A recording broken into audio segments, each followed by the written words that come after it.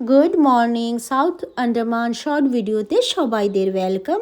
আজ বানাতে যাচ্ছি আমি একটা ব্রেকফাস্ট, যেটা কুইক ব্রেকফাস্ট, যেটা আমি খুব অল্প সময় নিয়ে রেডিটা করব। তো আজকে দেখতে থাকুন। এই যে এখানে নিয়েছি 2টো ডিম, দই, দুইটাকে খুব ভালো করে মিক্সির জারে ফেটে নিচ্ছি। তারপরে নিলাম গাজর কুচি করে নিয়েছিলাম, তার সঙ্গে কিছু কাঁচা লঙ্কা কুচি করলাম, তারপরে দিয়েছি এখানে আদা কুচি করা আছে।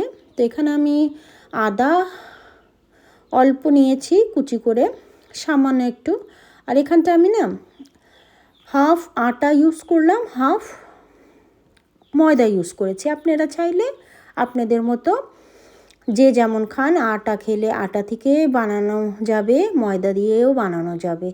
তো আমি এইভাবেই দেখুন, এই যে একটু সার্কেল করলাম রুটির শেপ দেওয়ার জন্য, তবে অত ভালো করে হয়নি। যাই হোক, এর পরেরগুলি শেপ দিয়েই করব। তো এই দেখুন, এই যে এখানটা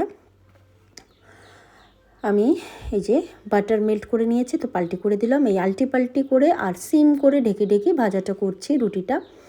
তো আপনারা চাইলে এখানে আপনাদের মতো সবজিটা ব্যবহার করবেন। এখানে আমি গাজর নিয়েছিলাম, আপনারা চাইলে আপনাদের মতো সবজিটা ব্যবহার করুন। তো এখানে এই যে রুটিটা খাওয়ার জন্য নারকেলের চাটনি বেস্ট হয়।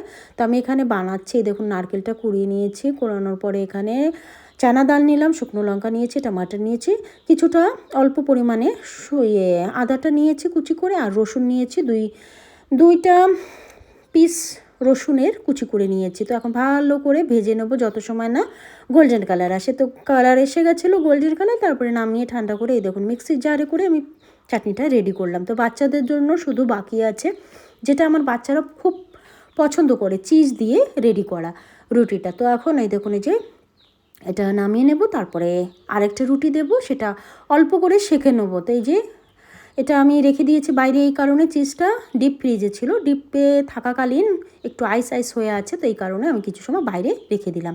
তো এই দেখুন, প্রথমে দিয়েছি কস্তুরি মেথি, এখন দিয়ে দেবো চারিদিকে চিজ ছিটিয়ে দেবো, তারপর ঢেকে রাখবো, সিম করে রাখবো, মেল্ট হয়ে যাবে, নামিয়ে নেব।